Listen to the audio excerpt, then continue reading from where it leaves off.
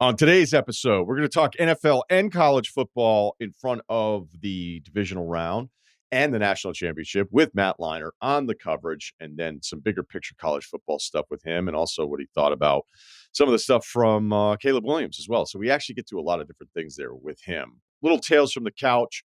We'll talk about the surging Kings, the blowout in Oklahoma City, and a three from deep that I love. And life advice. And Wargon, the community has spoken. They seem to love this guy. People have his back. The marathon mic continues.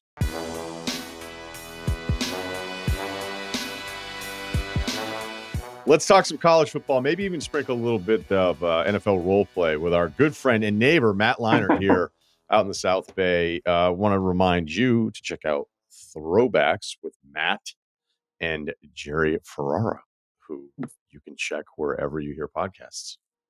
What's up, dude?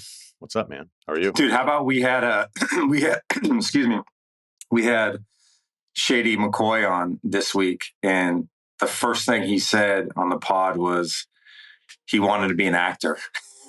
That his favorite show was Power, because Jerry. I don't know if you watch Power, but Power, Jerry played Proctor, who was a lawyer in Power, and it was freaking hilarious, dude. And then we talked a little bit about me hosting him on my recruiting trip, but that's for another day. So my kids are in the background. Sorry, bro. God, yeah, it's just my house is just a disaster. Right? It's a disaster. Anyway, it's all right. You know. I hosted him. You Isn't did? That crazy? Yeah. I didn't know that. Yeah. So because he's probably 3 years. Yeah, like 3 or 4 years, 4 years maybe. I think I was a senior. You know what? I came back from my senior year. I hosted him in the off season. He actually told a great story. He was a big time recruit coming out of Pittsburgh, and it was like SC. It was Pitt with Wanstead ended up getting him, which is a great story. He actually got emotional talking about it just because he broke his leg his last year in high school, and like he basically said everybody pulled the offer. Everybody. I guess including USC, which I didn't know at the time. And Dave was kind of the only one that stood by him. But I remember him coming out, and this was back when I had borrowed a friend's Hummer. Okay, so and the reason why I could do that was because I had relationship prior to high school. You know, like that was like the NCAA rule back then. If you had a relationship or family or whatever, so we drove him around in a Hummer. It was me, probably Alex Holmes, who was our big recruiter, who I'm sure you might know and have heard stories. And he was telling us the story. I told him, I said, I remember being in the car with you, but I don't remember anything that we did that weekend. And he goes, oh shit, man, I remember everything we did that weekend. I was like, well, I am married with kids now, dude. So let's not go there. But I guess SC pulled the offer, man. And then Dave came in and got him at Pitt. Obviously he was great at Pitt, but he was one of the few, I say this, he was one of the few that got away from Pete that I think Pete really wanted, but he had a bad injury. So. Yeah, Pete was quite the closer, man. And I know there's a lot of stuff that we're going to get to there, but why did it work? Like, why did it not feel phony with Pete the way it feels phony with other high energy guys? You know, like I think that first impression thing is really easy to do. And it's like, oh, yeah, we're energy and this and that. But with Pete, it just always felt genuine. Oh, it's almost like Pete's first impressions threw you off more until you realize, no, this is just the way he is the entire time. And it's sincere. It is sincere. It was literally the reason why I kind of recommitted to SC was Pete sold me. Like you're like, God, this dude's a salesman, but you never, to your point, you never really felt. I would just say this, like Pete is maybe, and you probably know this, like the biggest competitor I've ever met. We know a lot of competitors, but he just has that. So like whether his personality is the way it is, like that dude, like was the ultimate competitor in everything. And that's what he preached upon us, right? Like that was the culture he created, was competition, was being the best, was all that. And he did it in a fun way. And I always tell everybody, like we had a lot of fun and he loved like, you know, the celebrities and all that. He loved all that. But when it was time to work, like we worked. And if we fucked up or screwed up, like he made us, like there were consequences. So it wasn't like, some BS thing. Like, he held us accountable. And I think that's the difference sometimes when you get some of these guys with raw personalities and energy. And it's like, we were tough as hell, man. And like, that was what he created.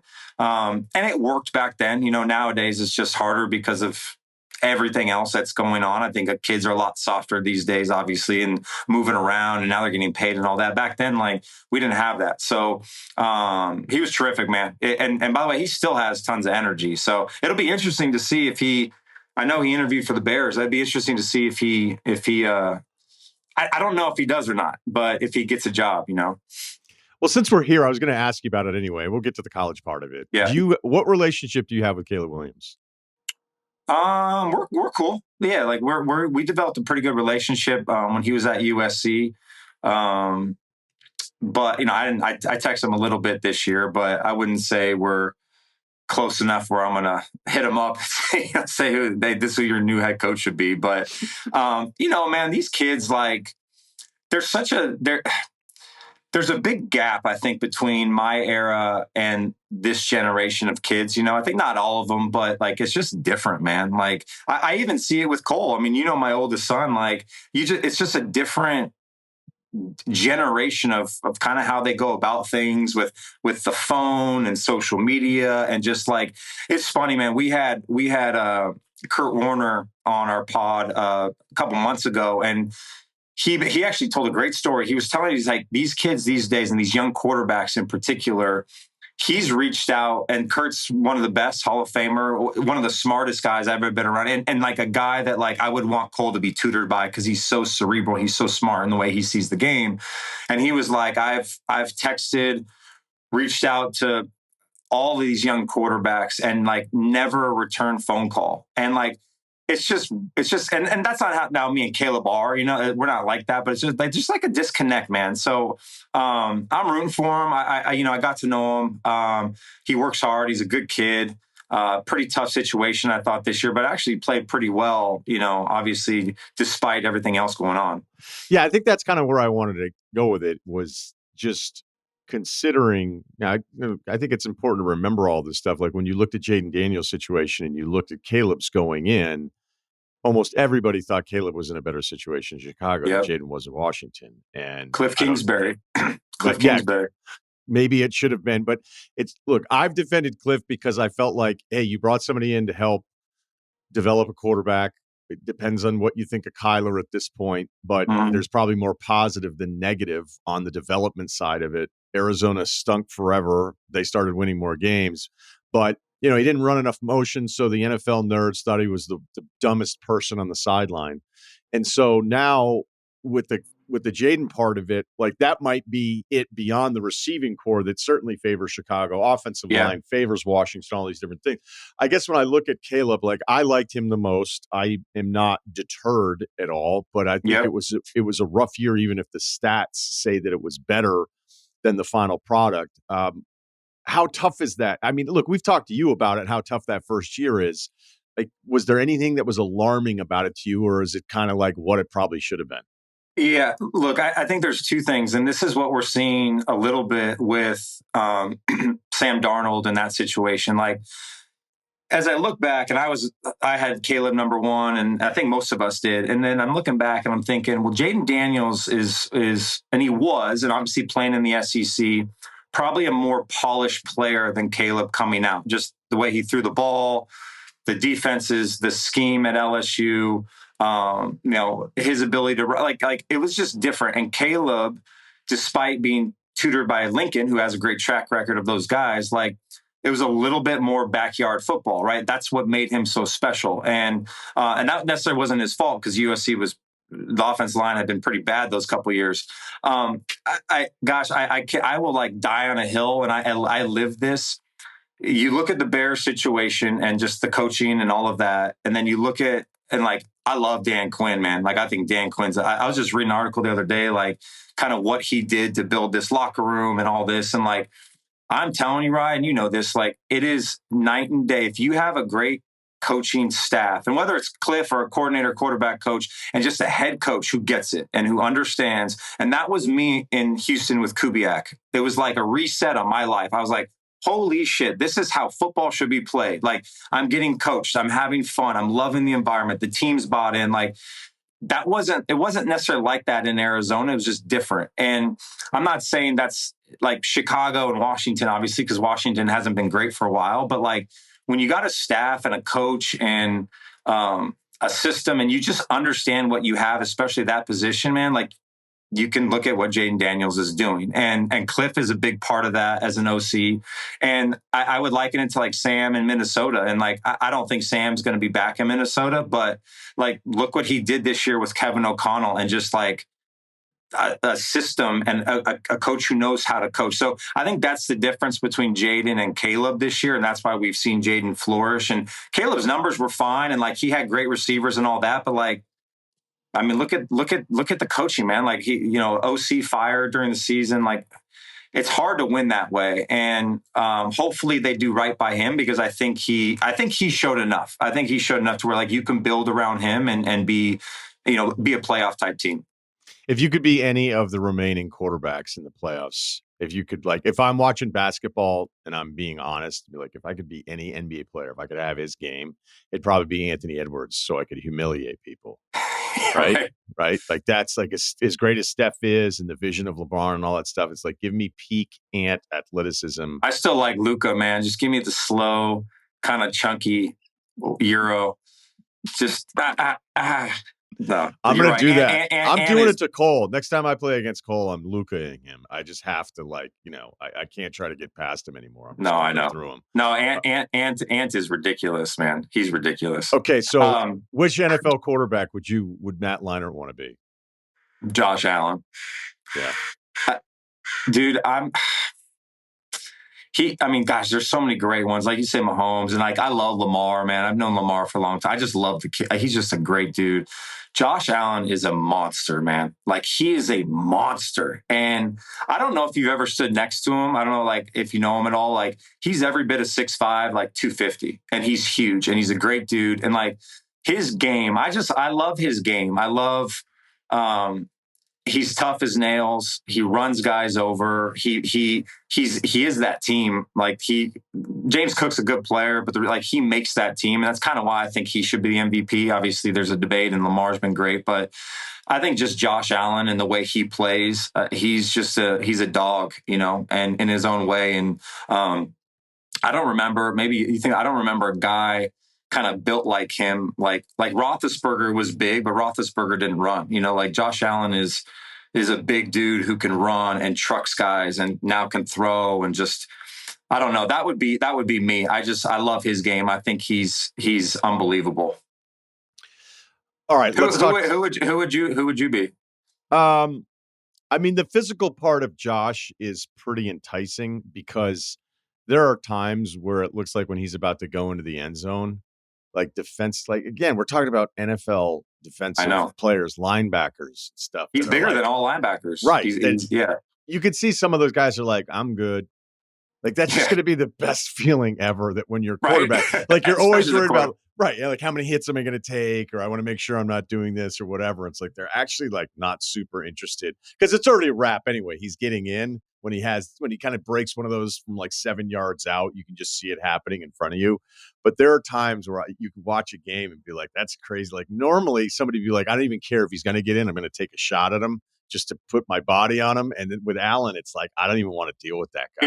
It's kind of like, I was just thinking right now, like maybe Cam Newton, like, right. There was just guys that were so physically imposing at that position that, like, I think Cam's a level above anybody that I've ever seen, by the way. So he's ridiculous. Right. But like, just as far as like, if you meet him in the hole as a defender, like you said, there's only maybe on one hand guys that you'd be like, I don't want to like Derrick Henry is that guy's running back. Obviously, you just don't want to get in front of the dude. Like, Josh Allen is like that, which is, it's hard. You don't get that at the quarterback position. So yeah, that's a good pick. It's a good pick. I guess it'd be really funny if Mahomes is sitting there at the end of this all over again. I think he's going to. No one's talking about the Chiefs. I think they're going to pound the Texans. The then Bills. I'm rooting for the Bills. I'm rooting for a Bills Lions matchup. I don't, I like the Chiefs. I love Andy Reid. I think Mahomes is like the greatest superstar that you kind of like a Steph. It's like hard not to like him. I'm still a big Kelsey dude. Like, I love the Chiefs, and I respect what they've been able to do, and no one is talking about them. It's like they went 15-2 and the number one seed in a down year, apparently, and you still got to go to Kansas City and beat them in an AFC championship game, which is really hard to do. I would not be shocked if they're in it again. I just wouldn't. And no, shocked would be yeah, the wrong word. Right. I don't know. I mean, I think people want to see someone else. I would love to see Josh Allen and the Bills, or even Lamar. Like, I think those are great teams, stars, fun to watch, good coaching, all that. And I'd love to see Detroit make it. I don't know. Something tells me just Detroit, something's going to happen again, and they're just not going to, they're going to trip up somehow, but I don't know.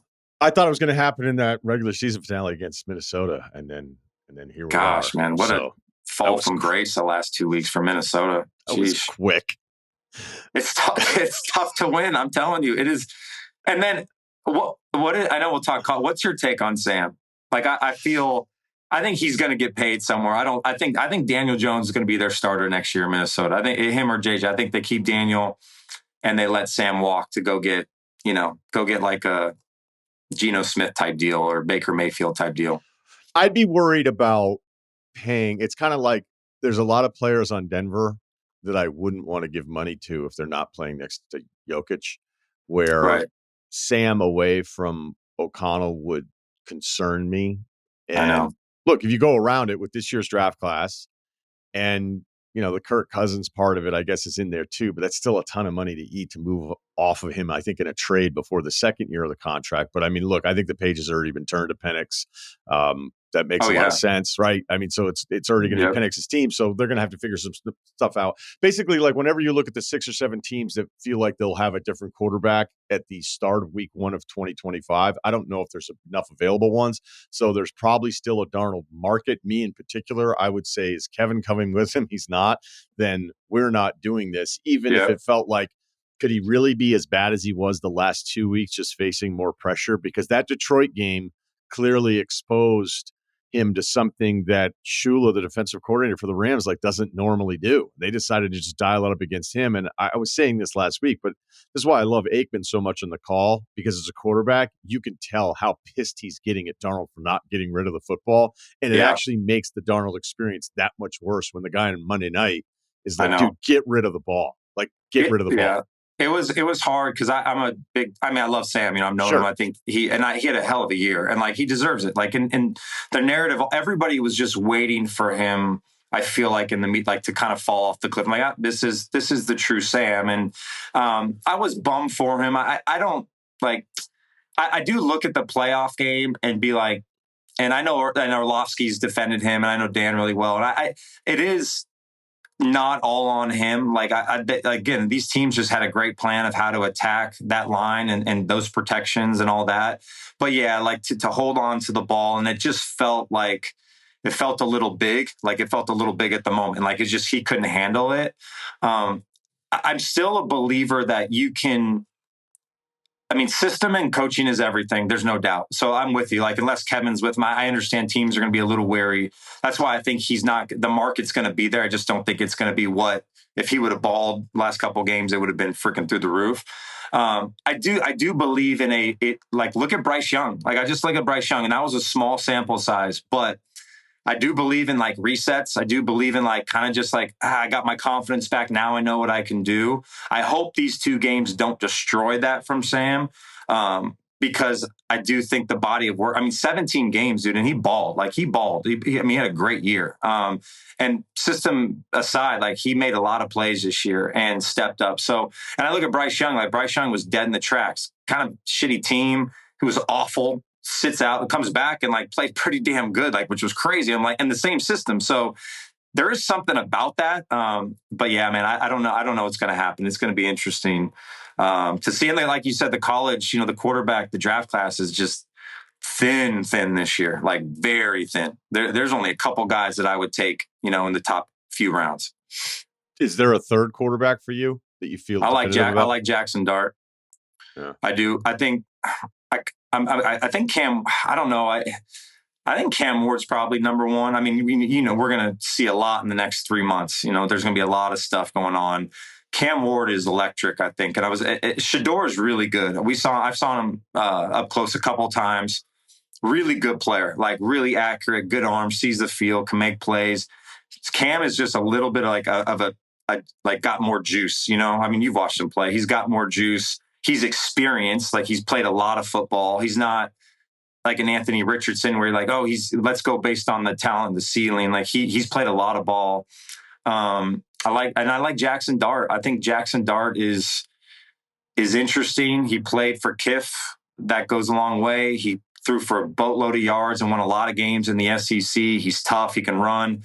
He's built well. He's a thick kid. He's like 6'2", 6'3", can sling it. And he's got a lot of moxie to him. So I think he's one that will kind of, climb up the draft boards and maybe sneak into the end of a first round, maybe an early second round. I think those are the three, probably by far and away. I know Ewers just declared. I was a little shocked by that. I thought he should come back to school for another year. But yeah, those are the three I think that will kind of stand out. Okay. All right. Well, let's get into it. We went in reverse order here, but that's all right. Who are you picking for the national championship game? Oh, the Buckeyes, man. I've sat here. I've been to two of the three Notre Dame playoff games. I mean, my God, dude. And I'll say this. I hate Notre Dame for obvious reasons. I respect Notre Dame for obvious reasons. I really like Marcus Freeman. But I just, I love Brady Quinn, and we just talk so much shit, and I just can't stand Notre Dame. And I went to the Notre Dame Indiana game, and I went to the Orange Bowl. Coach and I got into the Hall of Fame, which was pretty cool. So it was Notre Dame, Penn State, which was a fun week. And so I was with Brady in the box when they won and kicked the field goal. And I'm just like, my gosh, like, we got to see Notre Dame again. But look, and Indiana fought back in that game too. Yeah. All that being aside, like, Notre Dame's a really good team, man. Like, they're really good. I think Ohio State just runs away with it. I think it'll be similar to what we saw with Texas a little bit. Just a slow burn because Notre Dame's defense will keep them in it, and then they're just the second. The difference between Texas and Notre Dame is Texas has more firepower, I think, offensively than Notre Dame. Notre Dame has a great run game. That's about it. They don't throw the football consistently enough. As much as I do like Ryen Russillo, I think he's a great kid. He's tough. He's done a great job. Like, they can't get in a track meet, and that's what this game is going to be. Ohio State is playing at a different level in the playoff than any team. And, on Big Noon all year, we said it, and we were at the Michigan game. It was just like, we were like, what just happened? Like, it was shocking to be there. If they ever were to put it together, there's not a team in the country that will beat them. And that's how they're playing. And I just don't see Notre Dame doesn't have enough, in my opinion, to win that game. Is there anything from the Texas matchup? Is there anything there that you can build on if you're Notre Dame? Well, the big thing was they took Jeremiah Smith out of the game. To me, when people say that, which I totally get, you can watch a film and you can try to game plan, but like, Ohio State's going to coach up too. Chip Kelly's going to coach. They're going to scheme as well. They're going to change some things up. They're going to move Jeremiah Smith around. But that's the point of last game. Jeremiah Smith, who's a freak, was a non-factor, and they still, they had the big screen to Travion. But I still think they dominated that game, for the most part.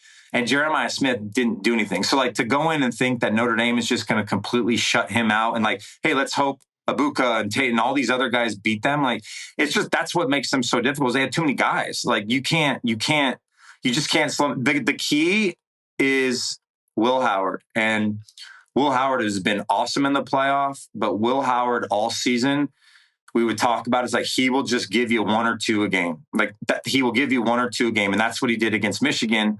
And they ended up losing. He hasn't done that in the playoffs. So and Brady and I have talked about that. It's like, if he gives them a pick, or kind of like Drew Aller, right? Like, you just give him something, give him a touchdown, then all of a sudden Notre Dame's got a great defense, but it is a copycat kind of like league, just like the NFL. But I think it's just hard, man. Like, Chip Kelly's a really good coach. And the difference is Ohio State's defense is elite too. That's the difference. It's not just offense, it's both sides of the ball. So I think it's going to be. I like Ohio. I think what's the spread, like 8.5 or something like that. I think Ohio State's going to cover. I think they're going to win big, and I think the fourth quarter they'll really they'll roll. Yeah, it's still 8.5. Did you go? Have you gone to any playoff games? I haven't. No. I'm assuming you watched all of them, right? I did watch all of them. Yeah. Are you a believer in the 12? Do you like the setup? I loved it. I thought it was great, but the audience already knows this. I just had a hard time with the concept when it was first announced of you're going to start arguing for teams that I feel like shouldn't have a chance to win a national championship. Of course. I'm kind of stubborn about this. I just think you should have to do something once in your 12 games to win a national championship, for the chance to win a national championship, even though you're going through this gauntlet. And then when you realize, okay, that's how they're doing the seeding, but you understand the only reason they have to do the seeding this way is they had to get everybody to agree. So it's going to be like a very egalitarian approach to this whole thing. But then once it plays out in Boise and the seeding of it all, and you're just like, well, this is kind of stupid. I think a reseeding will come probably as early as next year. Look, if Ohio State wins this thing, by the way, like their path to just stomp Tennessee 34-0 against Oregon, take out a Texas team that could never figure out the Georgia part of this, as opposed to the other side of the bracket. Like, this is going to be on top of everything else that they had to do. And granted, they had the second loss to Michigan, so hey, greatest team of all time, all that nonsense that always happens this time of year. This is an all-time test. And I think the biggest thing to take from that Texas game is that after the touchdown drive, the next 4 series for Ohio State, they had like 2nd and 20 or 3rd and 27. They got so far behind the sticks, 4 straight possessions because of penalties. That probably had as much to do with them not scoring again until the Henderson screen, as much as anything Texas did there. So I'm like anybody else who's watched all of these games. The level to do that to Oregon, man. Do that to them. Because I still think Oregon, I said all year, I thought it was, because I thought this year was great because the SEC wasn't dominant, how they had been. And Ohio State, what? I'm just saying this year was great because the parity was like Georgia. I said it all year. I'm like, Georgia's good. Like they're not great. Alabama show their true colors. I love Lane Kiffin. I've talked to Lane. I said, Lane, shut up, dude. Like go win the last game. Go win a team you're favored by 17 points, and you're in the playoff. Like, stop bullshit. Yeah, but Florida's good now. They're good. They're good now, of course. Like, is Lane kind of like that coworker that we have? And I'm not even naming one in particular, but when you're just at home and you go, this fucking guy can't help himself. Like, he's just going to keep tweeting. He's just going to keep going. He's just going. Like, is he like excited about it? Because, then Bielema got involved, and I wanted to be like, hey, Illinois, sorry. But then they beat my team in South Carolina, the team that I thought a committee could figure out a way to, let's really look at what their season was. Let's look at how hosed they got against LSU, all that kind of stuff. Like, I know Lane, like the beginning of it, like I always think about coaches and this stuff and winning the luncheon and winning the booster stuff. And he's sitting there, he's like, we're going to be singing Rocky Top. And he's almost like hyperventilating because he's so excited to win the luncheon, and it's worked. And clearly the guy, there's so many of you dudes that have played on that side of the ball that were like, he's unbelievable. Okay. So I never will have a doubt about the football acumen. Right. But I guess I think as a competitive person like all these guys are, at some point you would just be like, do I really want to just sit here and tweet for the next 2 weeks about how I should have been in the playoffs? He just can't help himself, dude. I'm telling you, I talk to Lane. I feel like I talk to Lane once a week about just anything. Like, right. I know you guys are boys. Our kids are close friends. Like I've known Lane forever. It's like, he just, I know him, like when he was tweeting all that stuff out, and I literally texted him. I was like, you really don't believe you should be in the playoff, right? Like, come on, dude, like give it up. And he's a pot stirrer. That's all. He's always kind of been like that. That's always been his personality. I love the dude, man. Like I love him because he is he just is. He is who he is. He's not a fraud, and that's why I love him. Like he is. He's like the little brother sometimes that you just want to like, dude, shut up, man. Like go to your room. Like go to your room and be quiet until we tell you to come out, right? But he loves that role, and it's kind of him, man. Like he doesn't. He's learned a lot. I think he's grown a lot, obviously, but tell you what, dude, he's a hell of a coach. Like he's a hell of a coach, and players love him. Like because he treats them well. But I love the playoff. I think the reseeding, like you said, Oregon got hosed. That top half of the bracket was ridiculous. But Ohio State, they've earned their way. Like they've earned their way. Notre Dame too. They've earned their way too. I mean, Penn State's a good team. Georgia, like they've earned their way to get there. And I think it'll be good. It'll be exciting, but we'll see. Yeah, because I'm still impressed with Notre Dame against Penn State in that game. Yeah. Because I thought Penn State was a tough out with that one. Georgia, I know you could sit here and say SEC champ or whatever, but when you're on the backup, even if I didn't really like Beck and the way that game played out, I thought he would play a lot better because he had the flash in the game when Beck went out, and I was like, oh, maybe he can run right there. Maybe he's got a little more to him. And honestly, I was dead wrong. I was like, I thought he would play. I thought Notre Dame could win that game. I just thought they could do some more with Stockton. But then I was thinking, oh shit, he's just not ready. And Notre Dame's defense is elite. So I felt like because Georgia won with him in relief of Beck, because again, Beck just was really disappointing this entire season. There's too many games. There's too many games from him where you're like, smart to come back. I'm telling you, smart to come back and get paid a hell of a lot of money. He's moving on. Okay, so let me ask you a bigger picture part of this, even though there are times I think Fox is more pro Big Ten than ESPN ever was pro SEC, which I know you'll probably vomit in your mouth with that theory that I have. Are we going to talk about big noon games or what? I mean, what do you want to talk about?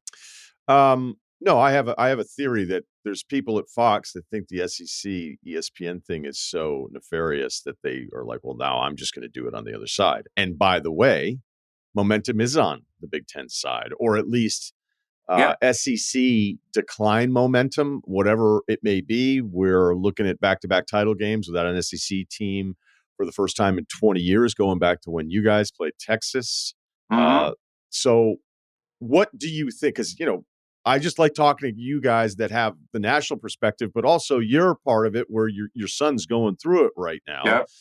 People get portal, NIL, all these different things. I have said, just to share with you, the audience already knows this, I need more data. I need like a 5-year runway to be like, there is this actual like real shift where it's going to be more challenging for the SEC moving forward. I'm not there yet, despite evidence, at least for the last couple of years, on the national championship part of it. Certainly this year with the lack of quarterbacks in that conference, that, hey, maybe the thing that's supposed to happen in sports, the shifts, the cycles, these things are supposed to happen all the time. Like maybe the run will be over, but I'm not there yet. Your thoughts?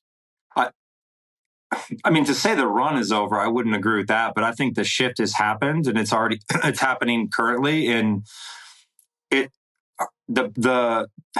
hate the portal. I hate parts of the portal. I'm sure you do too.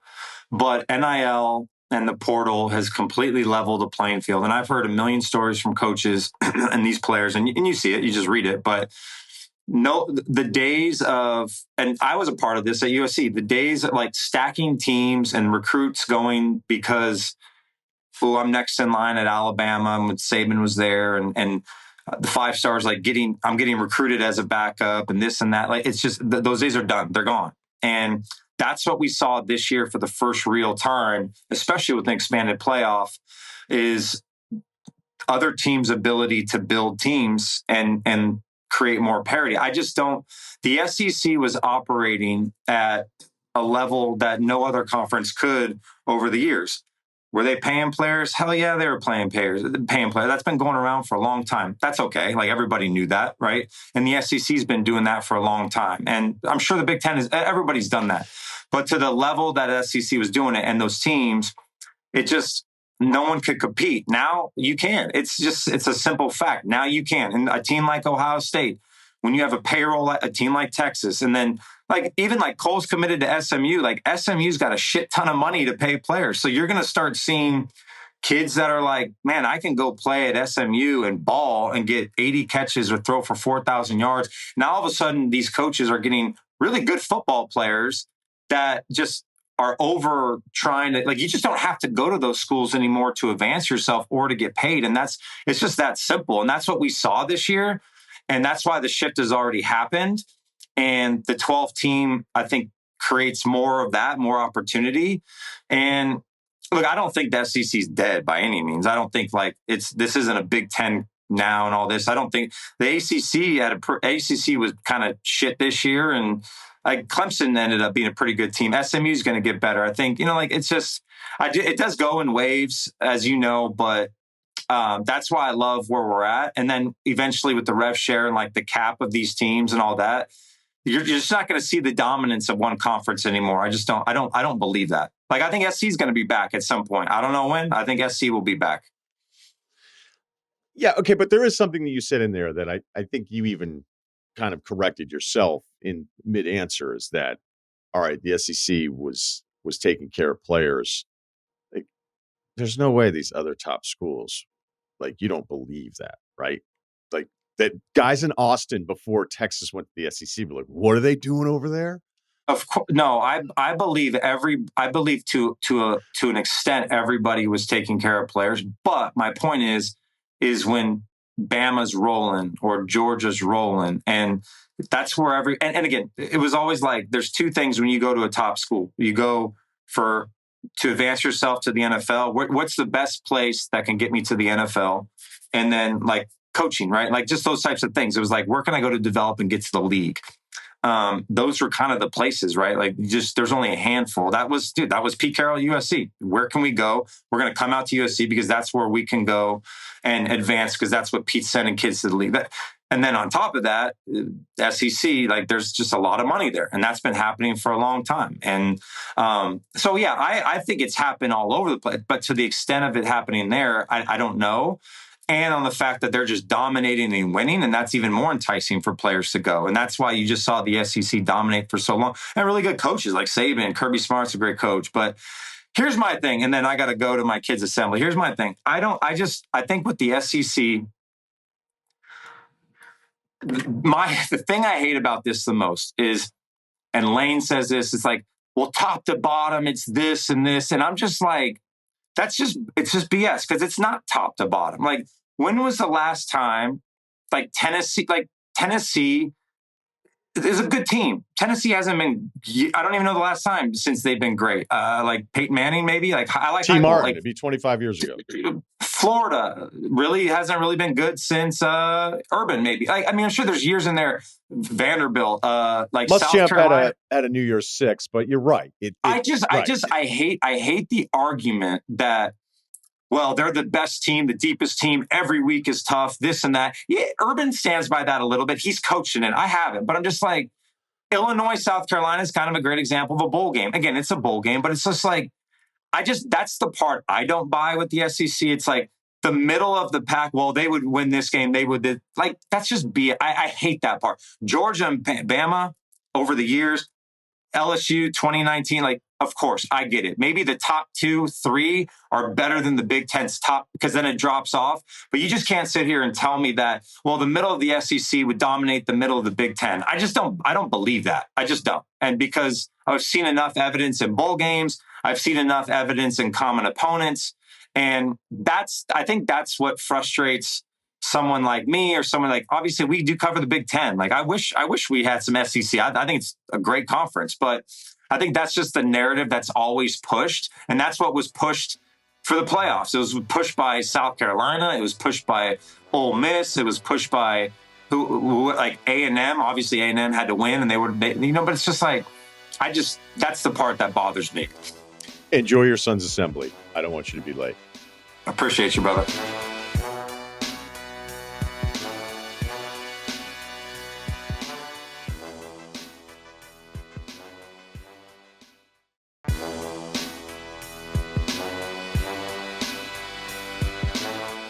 A little couch money research for you here, playoff style. All right, as we talked about during our FanDuel read, we've got fading the public is the Eagles -6, -6.5, depending on where you get it. Again, it's FanDuel this morning is -6.5. So we're going Eagles -6.5.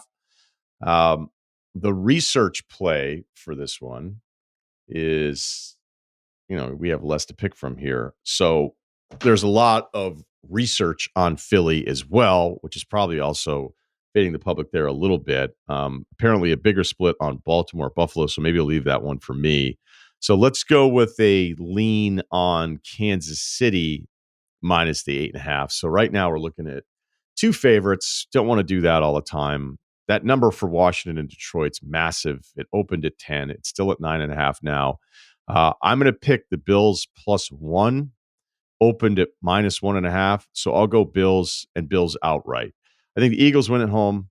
Chiefs win at home. I'm going to go with the Lions here. So I think I'm picking all the home teams, which doesn't make me feel great either. But the Bills-Ravens thing, there's a lot of stuff leading up, especially when we had 10 win on. And I'm like, yeah, this matchup feels very Ravens heavy against that Bills front, but maybe a turnover here, turnover there. Maybe it's the Lamar stuff continues. So we'll go Bills at home as the only one really worth talking about. And we'll break it all down on Monday.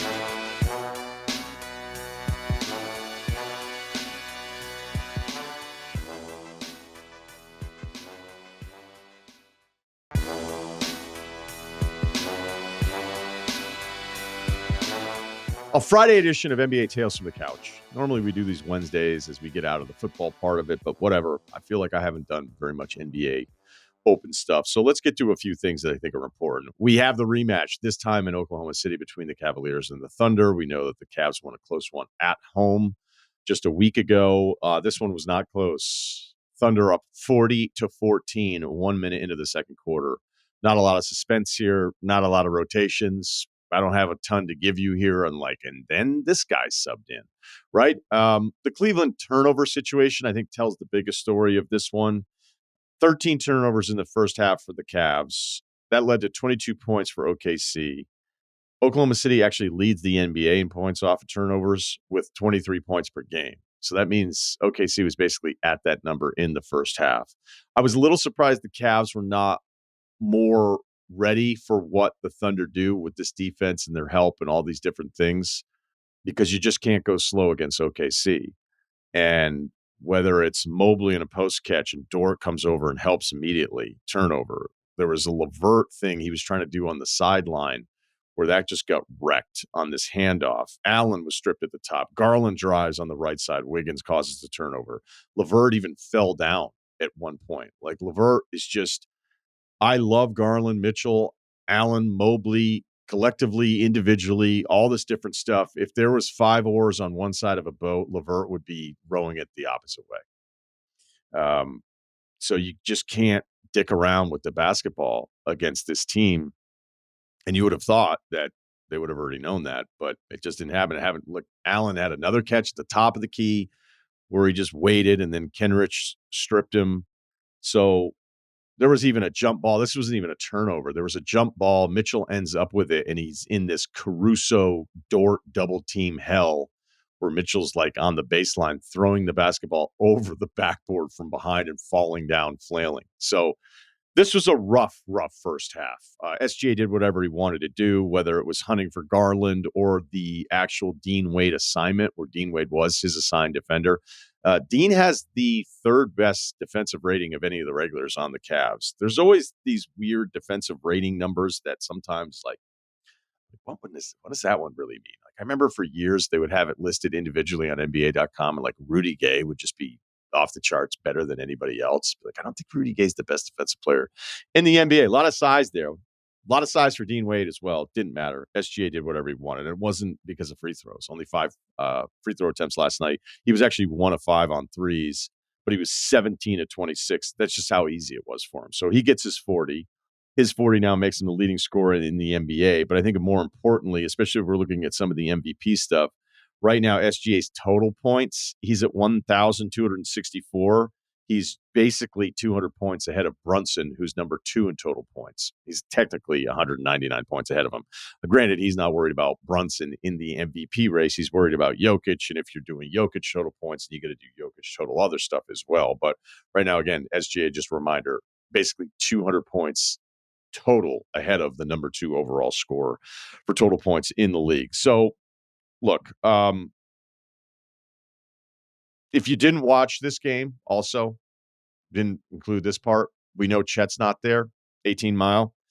Hartenstein also not playing in this game. So that means, of course, Brandon Carlson, undrafted rookie, 25 years old, from Utah, comes in and hits 2 threes immediately. I mean, it's just the number of things that are just working out for the Thunder here. Insane. All right, a late one. That was a lot of fun. Sacramento has won 8 of 9. They win again last night at home against Houston.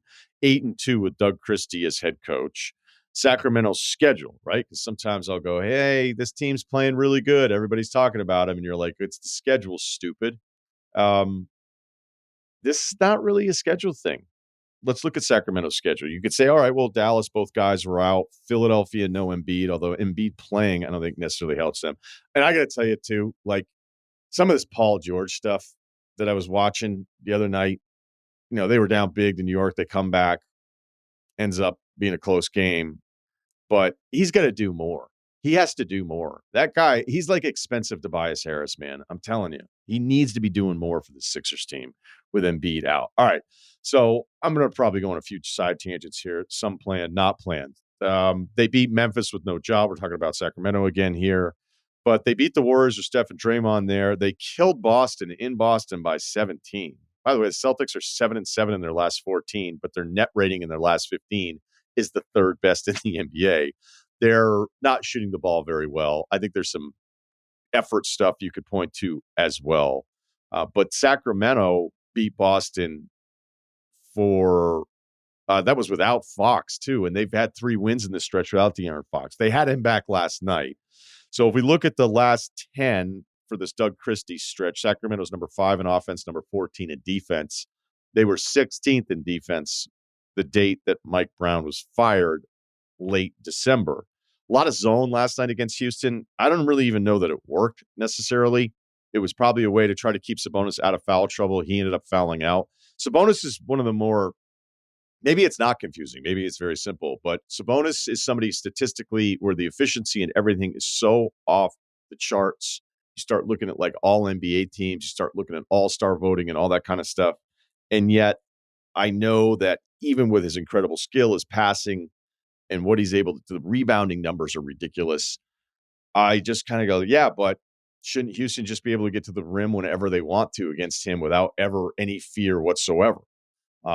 Same thing with Şengün. Like they would get him on a couple posts last night and he would just go right to work on Sabonis. I wonder where Alpi Şengün would rank post play right now in the NBA. I'm not talking points per post possession, just straight up old school, foot in the ground, pivot foot, maybe another pivot foot, armpit hair right in the defender's forehead. Where is Şengün right now? Then you've got the Amen Thompson part of it, where he looks like is he going to be a point guard, man? Right? Like that's exciting. Then you had kind of the Houston turnover part of it, where it's the Jalen Green great play, bad play stuff. That was happening all night. But I think Amen Thompson is, who I pronounce his name incorrectly sometimes, whether it's him or Ausar, that is why teams will draft just special athletes. It's why Perry Orr is going to go and drafts. Shout out to Taipei. It's why Danny Ainge talked about drafting Jaylen Brown out of Cal, because if you watched, it wasn't really great, but it was just physically at the wing position. If this guy ever does figure it out, we seem to have a really hard time with getting better. Like, hey, what happened there? Why did people get that wrong? He got better. Why did that not work out? He didn't get better.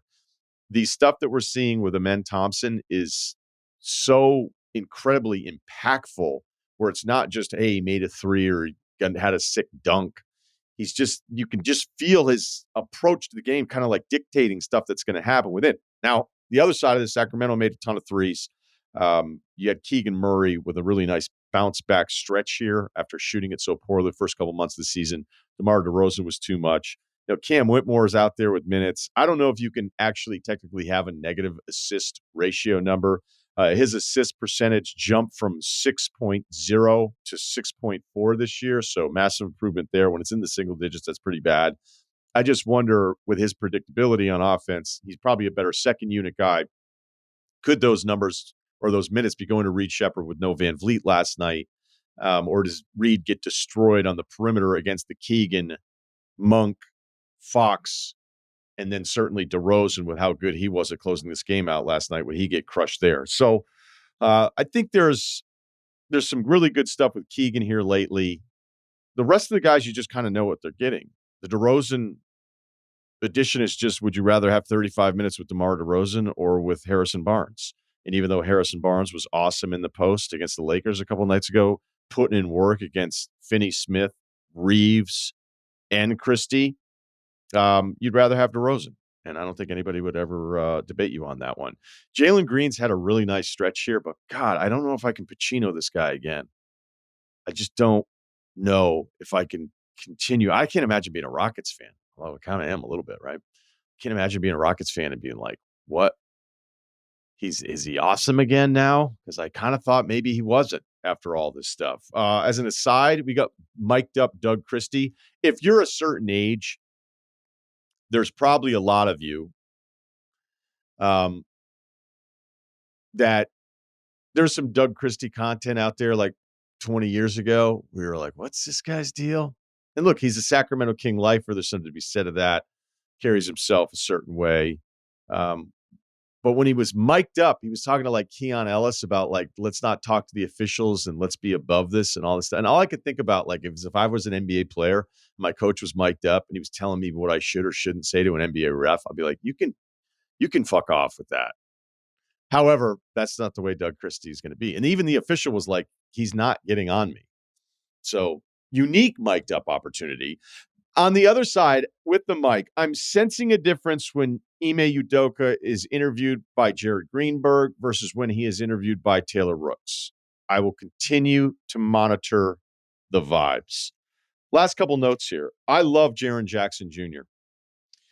There's nothing on the counting stats to be like, now you like him, right? Because it's kind of mirroring where he was at when he made the All-Star team a couple years ago, which was his 5th season. So now we're talking about his 7th season. I started looking into the metrics. I was like, I don't want to find anything. I don't want to look at anything. I don't want to convince you that because this win share 48 number is better than this one and the VORP is heading in the right direction, that the box score plus minus. But if you look at the rotation, I don't have anything for you other than I fucking love this guy right now in a way that I've never loved Jaren Jackson before. All right. When did it happen, Rye? I'll tell you. Look, it could be the game December 7th against Boston, where he set down the entire toolbox, took out the hammer, the screwdriver, the level, the awl, hand planer, nail set. Just the stuff he did against Boston in that game to close it out was just, he had everything you would want. And he gave it to you. He gave it all to you. It's all on sale. 38-12 against Phoenix. But most importantly, the Wednesday night win against San Antonio. Well, he was only 19-6-2. And he shot at, what was he, 9-24? Yep. Fine. But that's the hardest I've ever seen anyone go at Wembanyama since he's been in the NBA. He went right at that dude. Like, I don't give a shit. And he made Wemby feel him. There's a couple times where he slammed in Wembanyama, finished against him. And Wemby was like backing up kind of under the basket and get ready to run back down on offense, where he's like, that wasn't very much fun. I haven't seen anybody ever attack him like Jaren Jackson did. So I don't care about the shooting numbers. And you could even argue like, I don't want to talk efficiency. Can we take a break from it for one fucking second? I love Jaren Jackson Jr. Although I did fall for it with Scoot going at Wemby in international play. But Scoot, arrow up. Last thing. Hey, Ryan, did Alex Sarr take a ridiculous three-pointer last night? Yes, he did.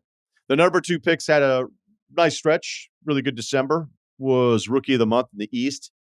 Yves Missi, Rookie of the Year in the West. Love his game. Great job by that Pelicans front office that we'd like to give shout-outs here because I just think they're really good at this. Also recognition of Trey Murphy's altered ceiling.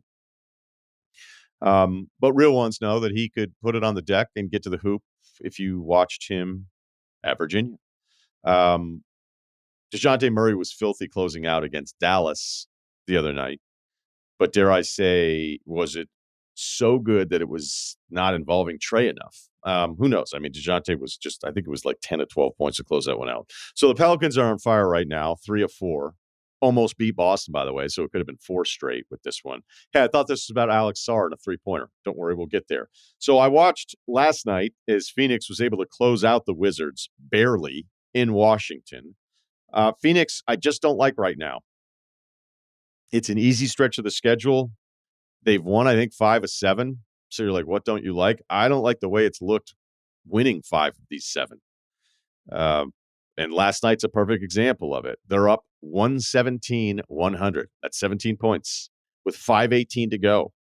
And 4 minutes later, it's 120-117. Durant came in with like 3:18. He didn't even take a shot.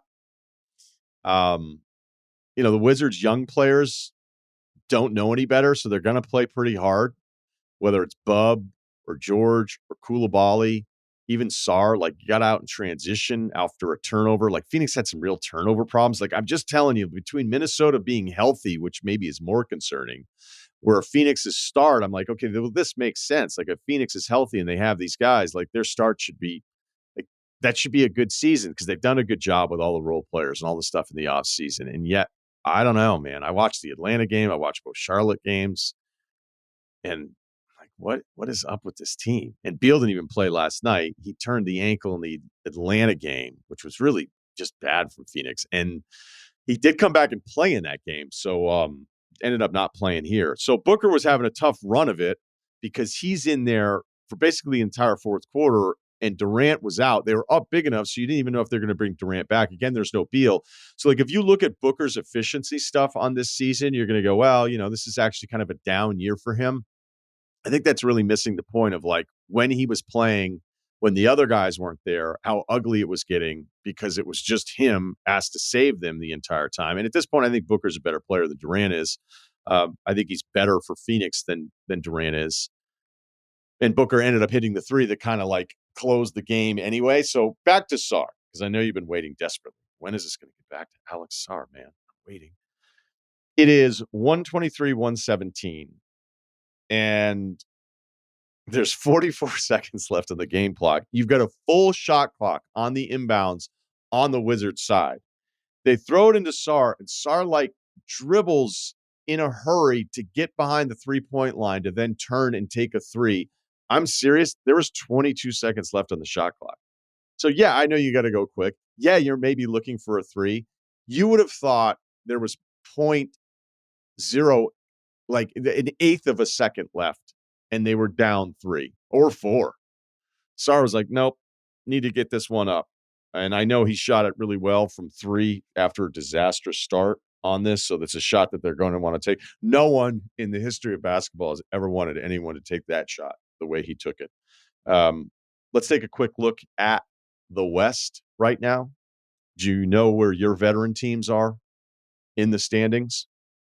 Because I do. Oklahoma City's class of themselves. I think the Houston, Memphis, Denver thing and a healthy Dallas are probably ones that make the most sense. Then it's this Clippers story that just won't go away. They've won 3 in a row, and they've just been better than I thought they would be. Minnesota, alarming because the health and the fact they're not better.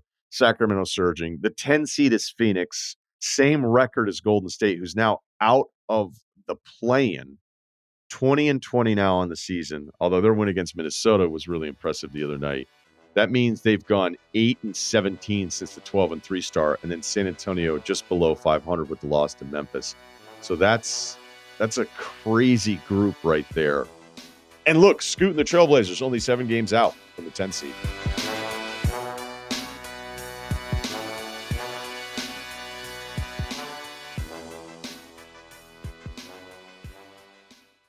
You want details? Fine. I drive a Ferrari, 355 Cabriolet. What's up? I have a ridiculous house in the South Fork. I have every toy you can possibly imagine. And best of all, kids, I am liquid. So, now you know what's possible. Let me tell you what's required. Life advice, lifeadvicerr@gmail.com. St. John's, Kyle. Got one Decked thing out. left. I got one thing left this year, and it's them. So I love it. I love that you love the Johnnies. Ceruti, I believe the floor is yours. Yeah, I got a bad update. A lot of people have been asking. A lot of people have been concerned for my health. Did go ahead and get the rabies shot, the rabies vaccine. Thought it was one shot. It is not. It's like 12 shots. So your boy's on a regimen. I got 2 shots in the thigh the other day, 1 in the arm, same day. No big deal. Don't call me a hero. And I go back tomorrow, the week after. It's intense. So the schedule, we're being precautionary, but I didn't realize it was 12 shots. yeah, I always thought the baddest MFer was the tetanus shot. I didn't realize there was multiple parts to rabies. Tetanus was like, 2 years. I got to get I think it was like, what is it, every 10 years? So like around every 10. 11, I was like, oh man, my time's coming. I'm going to be done. Because everyone's like, oh, you get sore. I didn't realize there was like multiple parts, like a trilogy of shots. 7? That's crazy. It's not So great. how long is this going to go? You have to get it on day 0, day 3, day 7, and then day 14. And originally it was 4 shots at the first. We had to go to the ER, which is lovely. Very nice people Did there. she have Shouts to? out to them. Did she have to get the shot? Does your daughter have to get the shot? Door was closed, so the daughter does not, because the bat wasn't in her vicinity. But we do, and everyone there was basically like, there's basically like 0 chance you need these, but I can't actually tell you you're fine. Interesting sitting in the the ER waiting room when there's probably like, real shit where people really struggling. You're like, yeah, I mean, just It was a calm triage. day. Yeah, I was expecting it to be like carnage, but it was actually kind of calm. It was a smaller little hospital too, so that worked out well. But yeah, and then so I was prepared to just go like left arm, right arm. She's like, "No, you're gonna want to get him in the thighs." And I was like, "Really?" So pants down, just shot, left arm, and I feel good, But we'll find out tomorrow when I've got to do it again. Glad you did the right thing. I had no idea. The tetanus one's fine. 'Cause No, I but when you're a remember- kid, it sounds like the worst thing you're ever going to have to do. Because even adults are like, yeah, man, I was sore afterwards. Like, sore? What are you talking about? used to step on nails all the time. My wife's So- a trooper. She stepped on a nail the last time she was pregnant. Had to get the tetanus shot while pregnant. That was fun. I had no idea. No wonder. I mean, this rabies fatality number that we got this week, now it's all starting to make sense. But I wonder if you Yes. can go out. Like, are you staying in? No way. I'm on top Nah, of the world. I'm hanging out with the boys Four tonight. Come on. 4 shots in, 3 to go. No problem. All right. We also had a Disney employee reaching out to Wargon. I will forward you the details, Wargon, but it appears the people of Disney appreciate your support. I don't know if it's the Lion King Inc. or the fact that you got on a flight with a stomach flu and then still ran a half marathon in the rain as your wife lapped you. But if you want to pull up your audio and video here real quickly, I want to let you know the people down in Orlando are on your side. Nice. Good to hear. They I don't know offer if I tickets. don't know if I got lapped. She maybe were like 20 minutes. Oh, okay. Sorry. I thought you said she just flew right past you. But He she did but, actually like, say that. He did say yeah. that. It wasn't a lapping. I don't even know what the course was. So that's on me. That's on me not doing the research of what that would be. So I will forward you those details. We You talked still about love to park hear it. passes? Nice, dude. Yeah. That's great. Possibly. Hell yeah. Fast pass. Let's go. Still the ESPN Corp email? Yeah, exactly. All right. Sounds good. All right. So I sent out a video of the halftime entertainment at the Nuggets game from last week. I think I forget which Nuggets game it was. They all kind of watch a lot of Nuggets. So I have the feeds up like a lot of you do. If you have League Pass, you don't get commercials during halftime. You just get the feed. It's awesome. And Actually. yeah, It's one right. of the best parts of League Pass. Although my father, after a couple of weeks with me once, was like, I almost missed commercials because he was so annoyed at the in-game entertainment hosts. Because then we started like critiquing and be like, oh, this guy thinks he's fucking really cool. Like he thinks he's 3 years away from starting on his, like he thinks he's going to have a Netflix show. Whereas like this person, I think understands like kind of where they're at a little bit more. And be like, who hired this dude? And what's her deal? right? So you just start going through all of them. I could probably do a podcast. I don't know, maybe when I take some time off, like ranking all the in-arena entertainment hosts. I might be your guy. I might be your guy for it. But anyway, they have a lot of kids that play from local schools, local communities. You get to go play in an NBA court. It's an awesome thing to do. I get to do it for a men's league thing. So that was cool. But yet there's kids just running around all over the place. And what happens is all the kids want to take NBA threes. And sometimes the age range is like maybe. Usually the age range is like absolutely not. This is a disaster. The other night for a Nuggets game, the kids took 13 NBA threes. They went 0 for 13. There were 8 air balls. Yeah, I tracked it. I went back because the problem is when I have multiple TVs on and then the kids start playing, I watch the kids more than the adults because I'm fascinated by their approach to it. And then one kid started waving his arms, pointing like Babe Ruth to where he was going to pull up from. Logo 3. I can't believe it hit the rim. This kid pulled up from 30 plus feet. And I don't think these guys were like above the 4th, 5th grade thing. So it wasn't dumping on kids. It was just an observation about the evolution of where the game is going. And then I tweeted like, hey, is Steph to blame? Even though I love Steph probably as much as any current. I think Steph will be the last athlete I like this much, by the way, for the record. Don't know what that means, but there you go. Anyway, went to the Russillo Denver live show and the Simmons live show. Oh, back to back. Saw your tweet about the kids going over 13 at the Nuggets game, halftime show. As a friend of the coach, I just wanted right in to give you the behind the scenes. The coach was hanging out with the kids in the hallway that Jokic always runs down, and he hyped them up to make an NBA three-pointer. Not a good look for the state of the game in the youth or at the youth level, but the coach probably has to split the blame with Curry. While I'm here, can you help settle some Nuggets group chat drama? Sounds awesome. Can't wait. Murray is 12th on the NBA player salary list in 26-27. Is there a tougher contract to build around besides appeal for what you're getting? Yeah, there's worse contracts.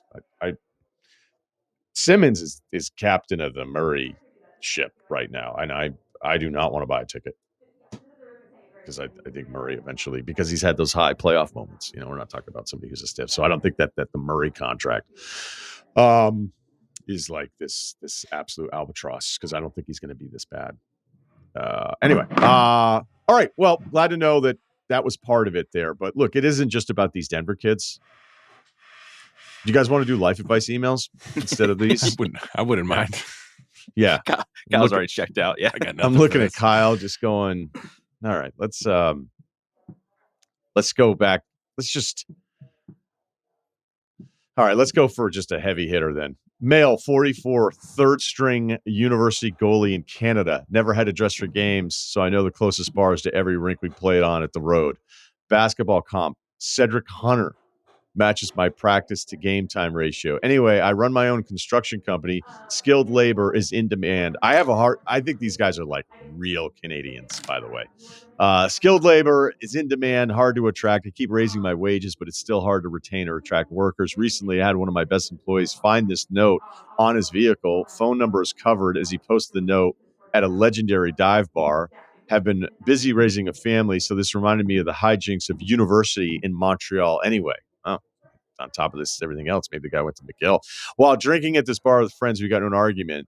Did a man or a woman write this? Is it connected to you driving a Subaru as a construction worker? Is this solicitation or entrapment? Also, he found this a day after his honeymoon. Should I post this as a benefit that my company offers? Will this lead to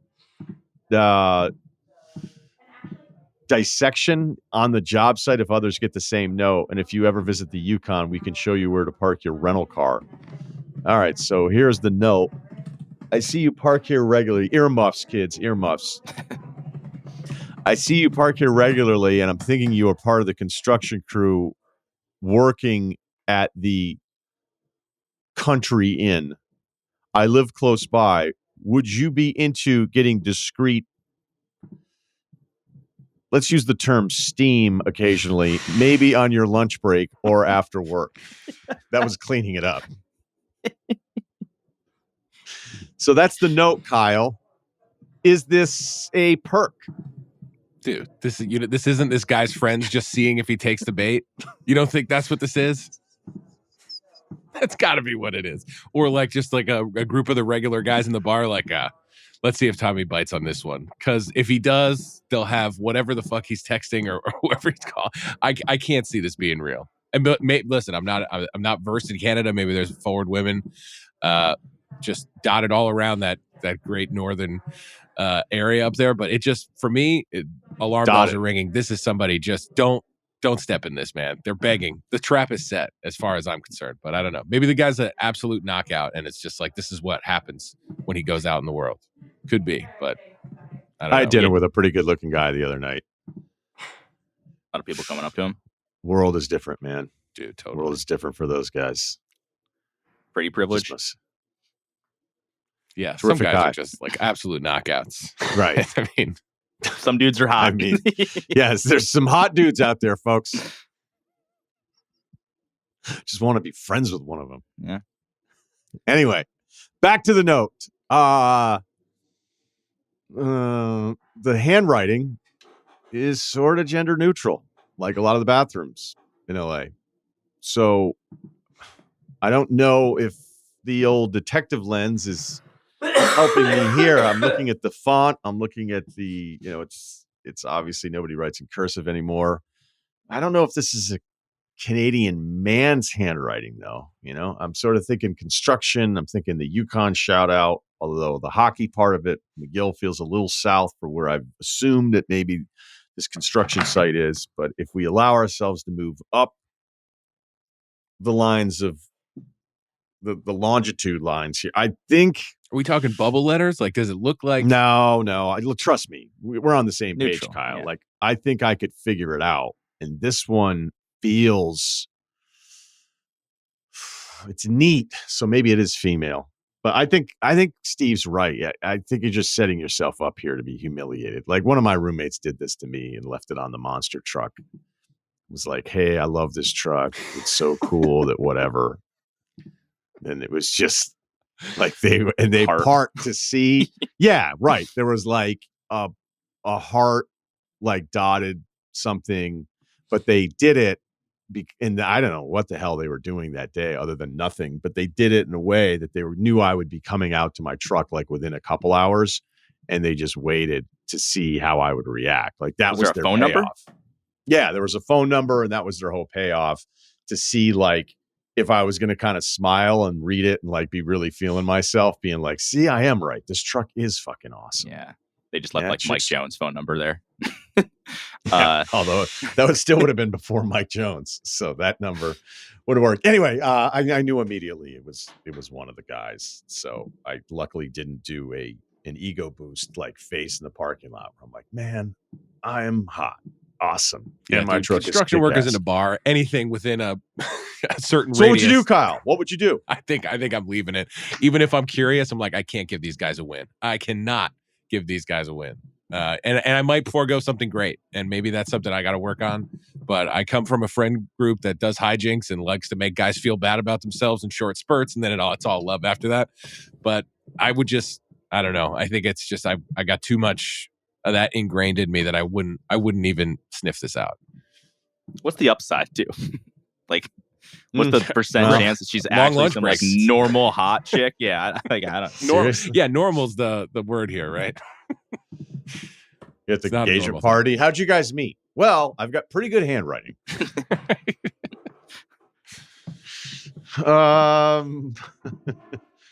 All right, another shout out to Oregon. Just wanted to give Oregon his proper flowers for running the Disney Marathon under the circumstances he described. I happened to be in Disney World with some friends Tuesday, Friday. The friends organized the trip because they were signed up to run the 5K Thursday morning. After one full day in Magic Kingdom on Wednesday, they both bailed on the 5K, and we all spent all day Thursday on roller coasters and getting drinks in Epcot. Great job sticking with it, Oregon. Thanks, gang. That's one way to say it. No, I echo that guy's sentiments, and I said this on the pod. Like, you had multiple reasons to bail. I would have bailed at the first reason, and you did it. So I'm aligned with that guy. Oregon, what would you have done with that note? Nothing. My friends did that to me when I was in like high school. Just like wrote on my car, like like the car ink that you write with. Yes. Oh yeah. And it was like, you cheated on me, like you stole my girl, stuff like that. What? I just like cleaned off the windshield, like drove it home. Next morning, my dad was like, nice. You stole someone's girl? Good job. It's like, Dad, what the fuck? That doesn't feel like the same thing, but I think it works. It's kind of for the similar. story. Yeah. You know, like writing on, yeah. It's just your friends trying to fuck with you. All right, one more for the kid. 6'2", 180 player comp. Jokic. I trained for a marathon in 2016 for 6 months, followed a precise training regimen, devoted my life to proper hydration and nutrition in preparation for the race. 1 week before the race, I came down with an RSV, a respiratory illness that can cause a lot of cough and wheezing and trouble breathing. I threw everything I could at the illness the week before the race: antibiotics, steroids, breathing treatments to try to run the race. Race day come, and I knew on mile 3 that I didn't feel right. Much like Wargon, I showed up and finished, but it was 40 minutes off my goal training time. It left a very sour taste in my mouth. All of that training down the drain. I stewed with that for 8 years.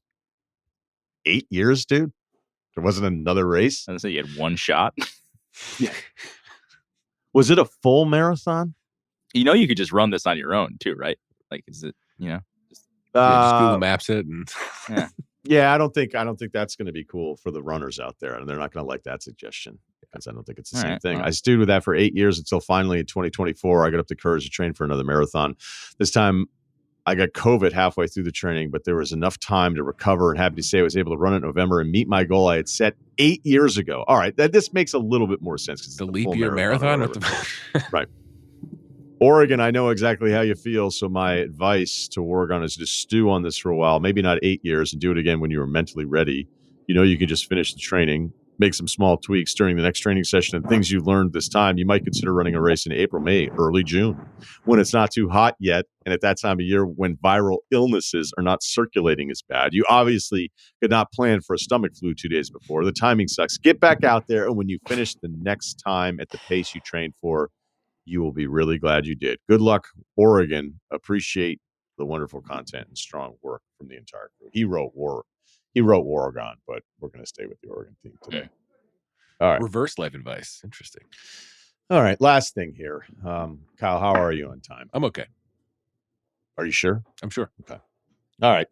I was a bully in high school. We just got this one fresh off the presses. Long time, first time, male, 36, married, 2 young kids, 6'3", 200 pounds, NBA comp Blake Griffin without the vertical.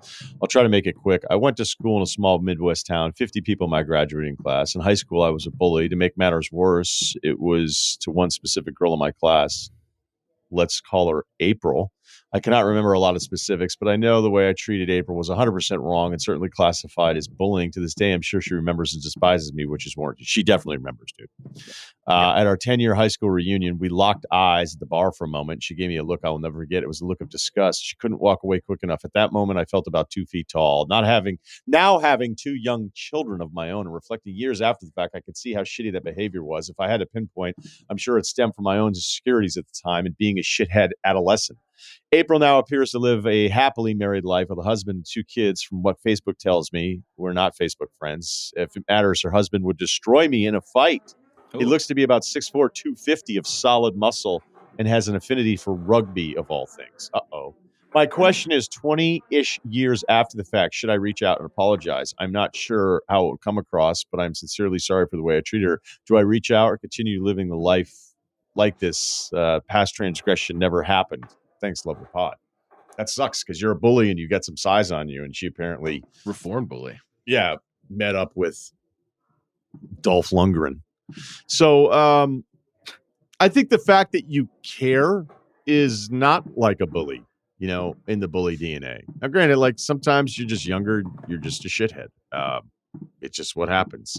I think there's part of it where, like, I remember there was a guy that I really hated, and I think I gave it probably a little too long. It was outside of the window, and we were at a party years later, and he was like, "Hey, brother, what's going on?" I was like, "You can go fuck yourself with that."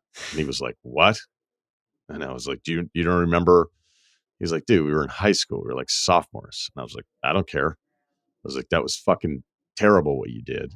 And he's like, "Dude, it's like 2002." And I was like, "Yep." And the thing is he's not wrong. Like, that's what I needed to do at that time. That was how I was going to handle it. I was kind of looking forward to it, to be honest with you. And that's how I felt I needed to get not past it, because it wasn't like this haunting thing, but I was looking forward to that day, to telling that guy to go fuck himself. He, I don't think, was wrong necessarily in being like, are you serious? We're almost 30 now. Like, you're going to be that mad about something that happened when we were like 15 and 16 years old? And it's like, yeah, I am. But I didn't think, looking back from where his perspective was, if he was kind of like, all right, dude, like, I got it. I don't necessarily think he was wrong either. At the time, I didn't care. But now thinking about it, it's like, he might have been right. Like, hey, there's got to be some like understanding as people become adults that a lot of this stuff isn't really cool. It seems like April's not getting over any of it. And she isn't, and she remembers all of these things. Sure, you could reach out, it might make you feel a little bit better, maybe closure on that. Maybe there's some closure for her, but in all likelihood, she probably just never, ever wants anything to do with you. And the fact that if you do apologize and she wants nothing to do with you, it sounds like this freak rugby guy is more than you can handle on top of everything else.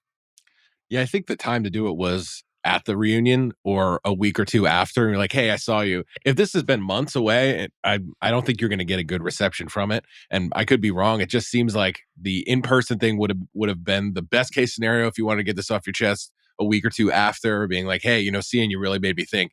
If this has been like 6 months ago or longer, I would just kind of let sleeping dogs lie. I think you learned a valuable lesson already. I think you got that part. You feel gross. You have kids. You're like, I definitely don't want my kids to be bullies, and I definitely don't want them to be bullied. So I think you kind of got all the learning stuff you wanted to get out of this. And I don't think if more than a certain amount of time has passed, I just don't think you're going to get any sort of closure from this, unless you're just like, I just need it to be said. If you want her to feel better about it, like knowing that you feel bad, I don't know if this is going to happen. If this was, a year or so ago, and it's just like, it would have been random at the 10-year reunion or whatever it is.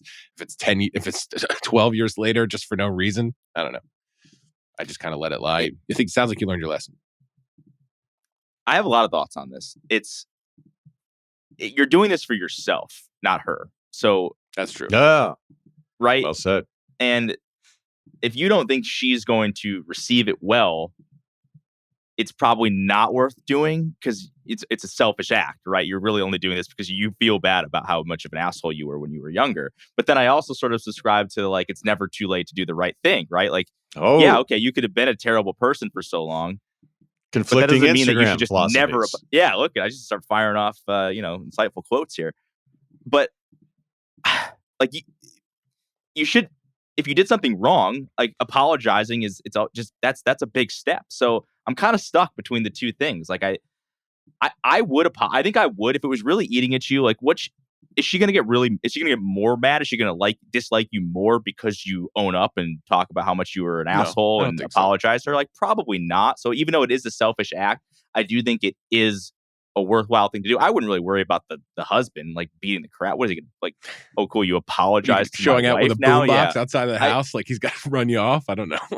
Yeah, so And by the way, if the husband's normal, he'll probably, although he's enormous, but like, I don't know how I would feel if my wife was like, I hate that guy. And then I'd be like, okay, what's the deal? Why do you hate him? She'd be like, he was mean to me in high school. I'd just be like, all right, well, that sucks. I don't like him also, but I'm on your side. But yeah, exactly. Right. It was 30 years ago. Do you want me to go to a parking lot right now with a baseball bat? Like, I don't want to do that. I mean, could you actually just DM the person on Facebook and That's say, what I was thinking. Yeah. Like, just a quick, hey. Get it out immediately. I was a dick to you in high school. I saw you at the reunion. You gave me the look. You made me feel terrible about myself. Don't even say that. Don't say that. No. But I actually, this is what I mean, though, by giving her the win. By being like, in that moment, you made me realize, like, not you made me realize because I already knew it ahead of time. So I'm not trying to, like, write your entire thing. But, like, if you give her a bit of a win in that, and that your look made me feel this way, and I deserve to feel that way because of the way I treated you, and I wanted to let you know, and I will forever be sorry. Whatever. Quick, efficient, out there.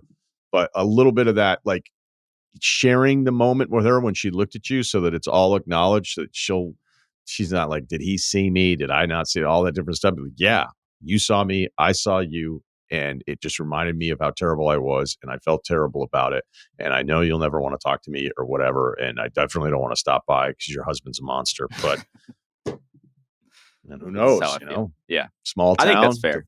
Divorce rate. You know, Yeah. 7 years from now, guess who's bringing whose kids Living to in soccer school. practice? Yeah. How'd you guys meet? He bullied me, and then he sent me this super nice DM. And I was going through some issues because he's from Australia anyway, so culturally we weren't super aligned, even though he's so hot. I don't Go think for it's the that weird, accent. by the way, to harbor feelings about things that happen in high school. Like, don't think about it daily. But like, there's still guys in high school that I'm like, that guy's a fucking loser, and I don't like you. For dudes But who have so little I don't going think about on. it all the time. But it's like, if that was to come up, I'd be like, cool, that guy sucks. Like, I don't, it doesn't affect my life on a day-to-day basis. But I think it's fine to harbor those feelings still. Yeah, So for you people liked who it. had like nothing going on, like stuff like that was huge back then, right? So it was like it took up a lot of your brain space. So I get it. I hadn't even thought about mine forever, and then I just saw him randomly, and I was like, Just came okay. flooding back, huh? Yeah, I let him have it too. Yeah. And I didn't feel bad. I'll tell you that. I didn't. And I was such a loser at the time. I was like, this is nice. A win? What's this like? As I was telling that story, Ceruti was looking at, he was just shaking his head in disbelief. Being No, like, because I'm just thinking about the people. let Like, that there was guy. Yeah. No, there was a guy in high school who tried to steal my girlfriend multiple times, and Was it Wargon? wasn't Wargon. Sounds like it. Dad approves. And I'll get a little chuckle every time I hear a story about something dumb that happened in his life, and I don't think about him all the time, but like I do sort of enjoy the like, oh, fuck that guy, Yeah. We're not gonna be cool. Sure. Yeah, I think sometimes it's okay to have that in your life. You're like, hey, you need to move past that. Maybe I don't. I think about it once every 2 years. I'm fine. We got Yeah. plenty of other days to think about all the other stuff. But if I hear something about somebody that I don't like, that I think I'm deserving of, not necessarily rooting for their downfall, but not liking positive updates, fuck it. All right.